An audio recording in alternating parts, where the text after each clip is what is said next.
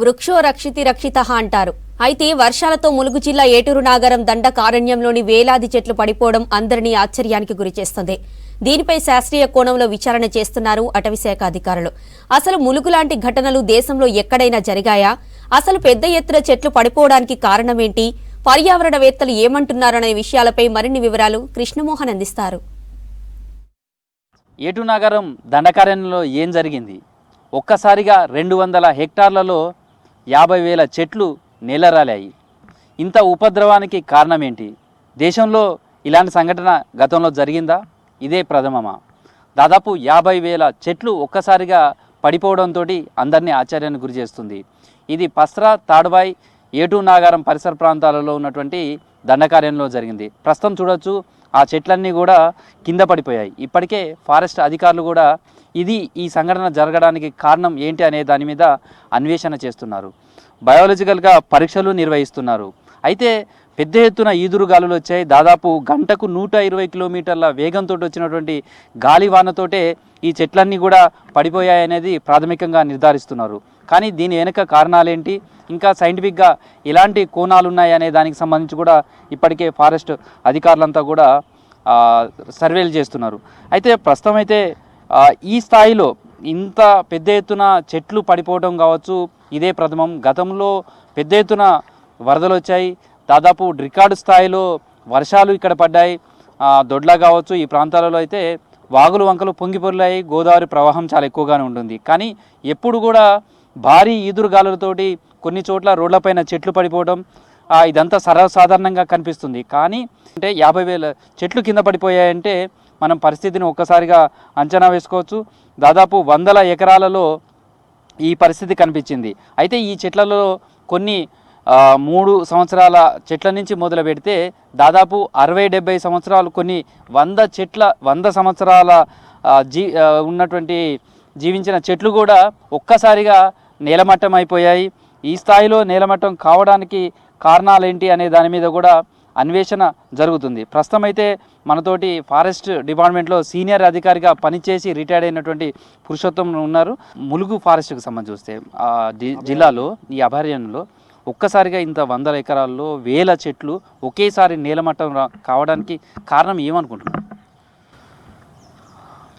అయితే ఇలాంటి ఈదురుగాలులు అంటే విండ్ స్టామ్స్ అంటాం కదా, విండ్ స్టామ్స్ అనుకోని వాతావరణ పరిస్థితులలో ఇక్కడ మనం చూడడం జరిగింది. ఈ మధ్యన మరి వరదలు కూడా బాగా వచ్చాయి, ఎడతెరపులేని వర్షాలు కూడా వచ్చాయి.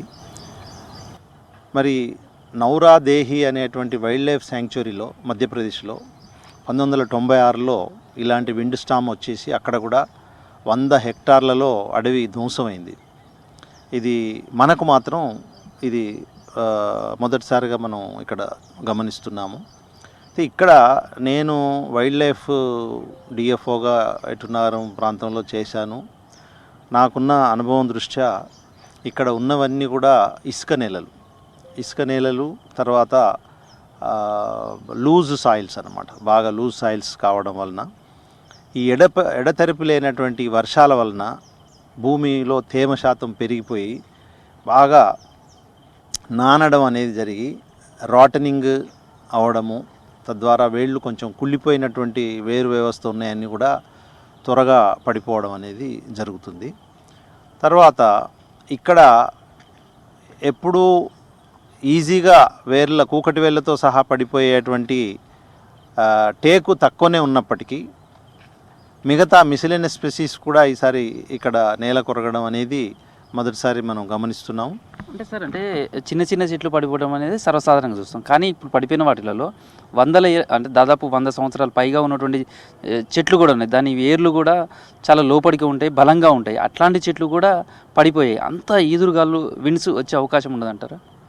వచ్చాయి. అంటే ఈదురుగాలులు ఈసారి విండ్ స్టామ్స్ ప్రత్యేకంగా ఈ బెల్ట్లో, అంటే ఈదురుగాలు చాలా ప్లేసెస్లో వచ్చినప్పటికీ ఈ ప్రత్యేకంగా ఈ మేడారం, తాడువాయి బెల్ట్లో మనకు అక్కడ ఆస్పెక్ట్ అంటారు. జాగ్రఫికల్గా ఆస్పెక్ట్ అంటే లోతట్టు ప్రాంతం అయి ఉండడము, రిడ్జెస్ ఉండడము, అక్కడ ఉన్నటువంటి జాగ్రఫికల్ రీజన్స్ వలన కూడా ఈ తాకిడి అనేది ఎక్కువ ఉండే అవకాశం ఉంది.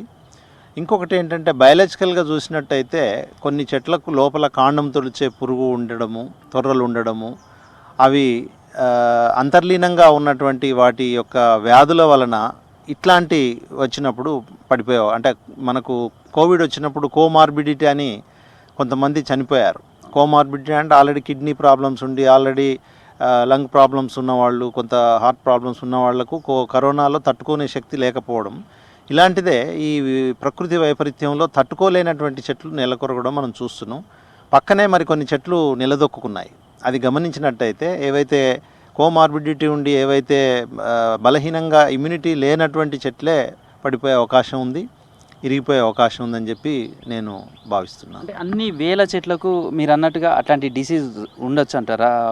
ఆ పురుగు కానీ లేకపోతే అది కానీ, తర్వాత ఒకే వరుసలో కూడా చాలా చెట్లు పడిపోయినట్టుగా కనిపిస్తుంది. మొత్తంగా మనం డ్రోన్ కెమెరాలో మనం ఈ విజువల్స్ అన్నీ కూడా చూస్తే మనకి ఇక్కడ కనిపిస్తుందేమో చాలా తక్కువ కనిపిస్తున్నాయి, కానీ డ్రోన్ కెమెరాలో చూస్తే మొత్తం అసలు ఎవరో ఒక భూకంపం వచ్చి ఒకసారి డిజాస్టర్ అయినట్టుగానే కనిపిస్తుంది ఆడ.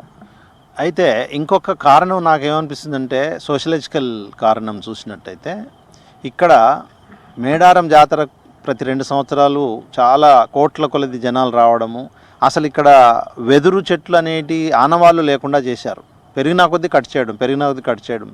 వెదురు చెట్ల యొక్క సాంద్రత కనుక ఉంటే మనకు ఈ ఈదురుగాలను నిలిపే శక్తి ఉండేది. ఆ వెదురు చెట్ల పొదల్ని మొత్తం తొలగించడం వలన కూడా ఈ ఈదురుగాలను తట్టుకునే శక్తి ఈ పెద్ద చెట్లకు లేకపోవడం వలన ఇవి ఇరిగిపోవడం అనేది కూడా జరిగిందని నేను భావిస్తున్నాను. సార్, ఈ కోతకు కూడా గురవుతుంటుంది చాలా చోట్ల.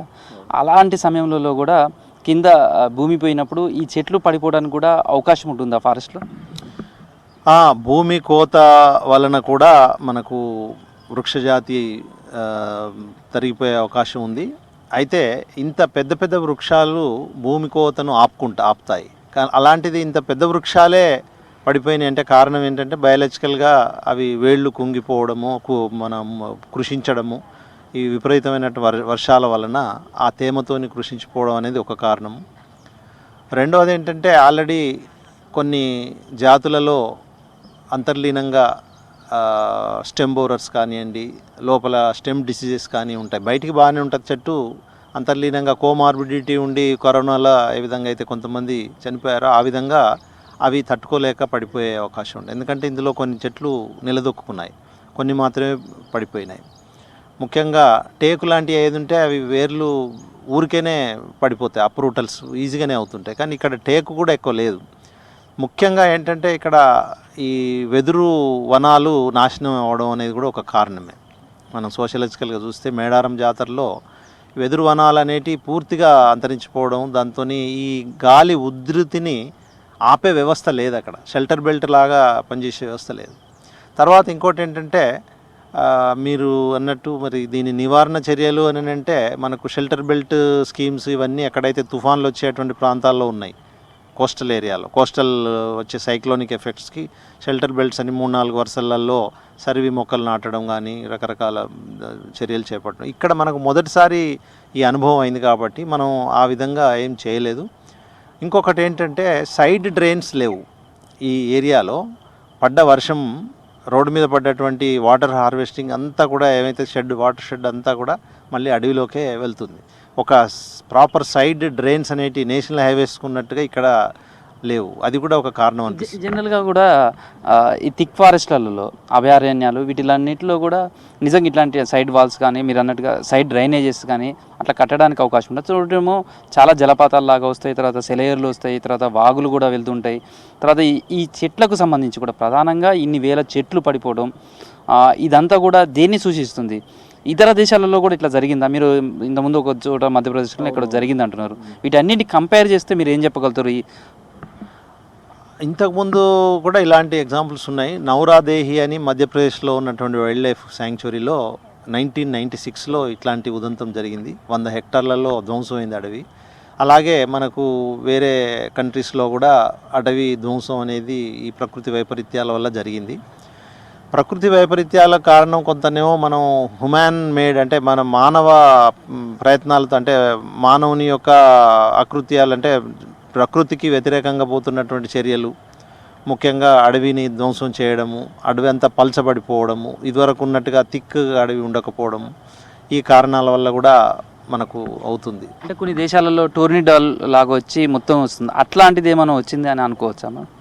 లేదు లేదు, ఇక్కడ టోర్నడో కాదు. టోర్నడో అయితే మీకు అక్కడ సర్క్యులర్గా డిస్ట్రక్షన్ ఒకటే దగ్గర సర్క్యులర్గా కనబడుతుండే, లీనియర్గా ఉంది, పొడుగుతా వచ్చింది. కాబట్టి ఇది విండ్ స్టామ్స్ అనేటువంటిది స్ట్రెయిట్ విండ్సే, బట్ తీవ్రమైన వేగంతో అవి ప్రయాణించినాయని చెప్పి మనం.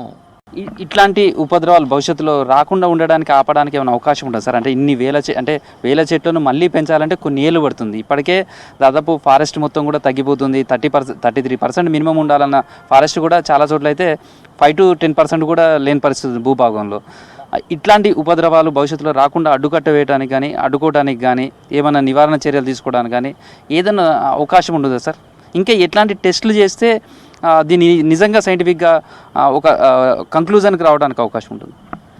ఇక్కడ ఒకటేంటంటే ఇది ప్రకృతి వైపరీత్యము, ఈదురుగాలులు ఎక్కువ వేగంతో వచ్చాయి, తుఫాను వ్యవస్థ. ఇక్కడ మనకు ప్రకృతి సమతుల్యత దెబ్బతినడం వలన ఈ విండ్స్ కూడా డైరెక్షన్స్ చేంజ్ అవుతున్నాయి. ఈ వర్షాలు కూడా నిరంతరమైన వర్షాలు రావడం, నిరంతరంగా ఎండలు రావడం, ఇవన్నీ కూడా ప్రకృతిలో సమతుల్యత, పర్యావరణ సమతుల్యత దెబ్బతినడమే అని చెప్పి మనం భావించాలి.